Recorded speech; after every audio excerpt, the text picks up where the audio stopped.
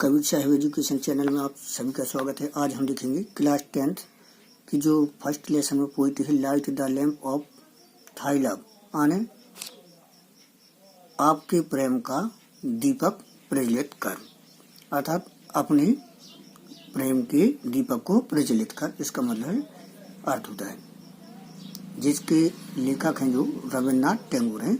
अपन को एक पोइट्री के नाम के साथ साथ उसके लेखक का नाम भी याद करना है। अब हम देखेंगे वर्ड पावर भी देख लेंगे जल्दी जल्दी। यहाँ दिया है match the following with their correct meaning, अर्थात यहाँ पे अपन मैच यानी मिलान करना है जो उसके सही अर्थ हैं उनसे जो फॉलोइंग अर्थात नीचे दिए गए हैं। तो यहाँ पे देखेंगे, यहाँ डिस्पल है। डिस्पल का मतलब होता है शिष्य, याद रख लेना, लिख लेना। A person who believes in, एक व्यक्ति जो विश्वास करता है इन आने में, एंड फॉलोज और अनुसरण करता है the teaching of a religious person, आने जो धार्मिक व्यक्ति होते हैं उसमें विश्वास करता है और उसका अनुसरण करता है, ऐसे व्यक्ति को अपन क्या बोलते हैं, डिसिपल अर्थात शिष्य बोलते हैं। दूसरा है सोल। सोल का मतलब होता है आत्मा, और यहाँ पे होता है स्पिरिट ऑफ पर्सन, यानी व्यक्ति की स्पिरिट आने भी क्या होता है, आत्मा होता है। वरीड आने चिंताओं को बोला जाता है, तो यहाँ वरीज है आने इसको टेंशन, टेंशन भी क्या है, वरीज ही है, अर्थात चिंता है। अब यहाँ पर वॉन्डरस, वॉन्डरस का मतलब होता है आश्चर्यजनक, यहाँ हो जो इसका अर्थ है फैसिनेटिंग, फैसिनेटिंग मतलब आकर्षजनक या दिलचस्प। अब इसी प्रकार देखें अपन जो है डार्कनेस, डार्कनेस का मतलब होता है अंधकार, जिसे अपन बोलते हैं इसमें मतलब है इग्नोरेंस, इग्नोरेंस का मतलब है अज्ञानता। ठीक है, इसका अपन मिलान कर लेंगे क्योंकि एक अक्षर में आपको ये पूछ सकते हैं। अब यहाँ पे अपन देखेंगे जो हम सिर्फ आपको IMP क्वेश्चन कराएंगे।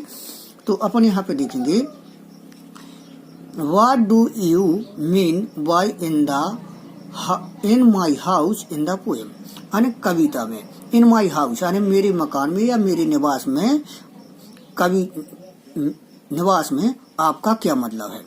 व्हाट डू यू मीन यानी आपका क्या अर्थ है ये बताना है। तो यहाँ लिखा है बाई आने द्वारा, इन माई हाउस आने मेरे निवास या मेरे मकान में, हेयर मीन्स यहाँ मतलब है था जो कविता में दिया है उसका मतलब है here means the body of the poet, अर्थात कवि का शरीर, कवि के शरीर को बोला गया है इन माई हाउस। वेयर यानी जहाँ, हिज सोल रेसिडेंट जहाँ उसकी आत्मा क्या करती है, निवास करती है। यदि हम इतना ही आंसर लिखे आए by in my house there means the body of the poet या the body of the poet, इतना भी लिखे आएंगे तो अपन को अंक मिलेंगे। लेकिन क्या होता है कि जब 3 अंक का आया गया या उससे ज्यादा का आता है तो अपन को इतना पूरा लिखना पड़ता है जिससे अपन को अच्छे अंक मिल जाएंगे। वेयर हिज सोल रेसिडेंस जहाँ उसकी आत्मा क्या करती है, निवास करती है। अब इसका क्वेश्चन चौथा देखेंगे, what does darkness stand for in the poem, आने स्टैंड फॉर का मतलब अर्थ होना इन द पोएम ने कवि में, कविता में, कविता में क्या अर्थ है, किस चीज का, जो इन्वर्टेड कॉमा के अंदर लिखा है डार्कनेस, अर्थात डार्कनेस का क्या अर्थ है, व्हाट यानी क्या, डज यानी ता है ना। तो इसका मतलब हो जाएगा कविता में ये डार्कनेस अर्थात अंधकार का क्या मतलब होता है ये अपन को बताना है। तो यहाँ बताएंगे स्टैंड, डार्कनेस जो अंधेरा होता है, स्टैंड फॉर का मतलब अर्थ है क्या, इग्नोरेंस, इन्वर्टेड कॉमा के अंदर लिखा है, अपन को इसको भी इन्वर्टेड कॉमा के अंदर लिख के आना और इसको भी। तो डार्कनेस स्टैंड फॉर इग्नोरेंस अर्थात अंधेरे का मतलब होता है अज्ञानता in the poem, in the poem मतलब कविता में। फिर 5वां क्वेश्चन देखेंगे, what does light stand for in the poem, ये आती है हमेशा क्वेश्चन। और लाइट का अर्थ क्या है कविता में, तो अब यहाँ पे अपन देखेंगे light stand for knowledge in the poem, knowledge अर्थात ज्ञान के लिए, लाइट का यहाँ पर मतलब होता है ज्ञान से तुलना की गई है इन द पोएम अर्थात कविता में। तो ये हो गए। अब इसके बाद अपन देखेंगे जो B नंबर का है, इसमें देखेंगे पहला question, why does the poet want God to light the lamp, यानी कवि क्यों चाहता है टू लाइट यानी जलाना, किससे, गॉड से, व्हाट गॉड द लैम्प यानी दीपक जलाने के लिए क्यों कहता है। तो यहाँ मतलब हो जाता है कवि क्यों चाहता है कि ईश्वर दीपक जलाए। तो यहाँ पे आंसर देखें, द पोएट वांट्स, कवि चाहता है, गॉड यानी ईश्वर से, कवि चाहता है ईश्वर से किस चीज, टू लाइट यानी जलाना, द लैम्प यानी लैंप जलाने के लाने या दीपक जलाने के लाने, बिकॉज क्योंकि there is a darkness, there यानी वहां अर्थात उसके शरीर में, देयर इज अ डार्कनेस क्या है, अंधेरा है, अर्थात जिसको अपन क्या बोल सकते हैं, इग्नोरेंस अर्थात अज्ञानता है, इन हिम यानी उसमें। और इनने बताया है कि जो अज्ञानता है, लेकिन अज्ञानता किस चीज का प्रतीक है, यहाँ देखें, ignorance is the cause, ignorance यानी अज्ञानता है, द कॉज यानी कारण, ऑफ ऑल एविल्स यानी सभी बुराइयों का, एंड अनहैप्पीनेस, एंड अनहैप्पीनेस का मतलब है जो घटित नहीं होना था उसका, अनहैप्पीनेस अर्थात अज्ञानता से ही ऐसी चीजें घटित होती हैं जो घटित नहीं होनी थी। इफ यानी यदि, देयर इज लाइट यानी वहाँ क्या है, लाइट है अर्थात क्या है, ज्ञान है, तो हिज इग्नोरेंस अर्थात उसका अज्ञानता क्या हो जाएगी, विल बी रिमूव्ड, विल आने गागी, बी आने होना, तो यहाँ जगह विल बी आने हो जाएगी, क्या रिमूव्ड आने हट जाएगी, and he will be happy, और वो कैसा हो जाएगा, प्रसन्न हो जाएगा। निश्चित है कि अपन जानते हैं जब इग्नोरेंस जाती है अर्थात अज्ञानता जाती है तो वहाँ पे क्या आती है, लाइट अर्थात यहाँ पे आ जाता है नॉलेज, तो यहाँ पे सभी बुराइयां हट जाती हैं। अब अपन देखेंगे बी का तीसरा question, what should be pray for, अर्थात हमें किसके लिए प्रार्थना करनी चाहिए, तो यहाँ पे देखेंगे we should pray to God, देखो हमें ईश्वर से प्रार्थना करनी चाहिए, टू चेंज यानी बदलने के लाने, अवर डार्कनेस अर्थात हमारी अज्ञानता, यहाँ कोष्टक में लिख रहे यहाँ पे इग्नोरेंस है ना, अर्थात अज्ञानता को बदलने के लाने कहता है कभी, इनटू आने में काय में लाइट अर्थात डार्कनेस को लाइट में अर्थात इग्नोरेंस को नॉलेज में परिवर्तित करने के लाने ईश्वर से प्रार्थना करता है। वी शुड आस्क हिम, और हमें उनसे यह भी कहना चाहिए, आल्सो आने भी, टू चेंज अवर एविल, और हमारी जो एविल आने बुराइयां हैं उनको क्या कैसी चीजों पर परिवर्तित करे, इनटू गुड आने अर्थात अच्छाइयों में बदल दे।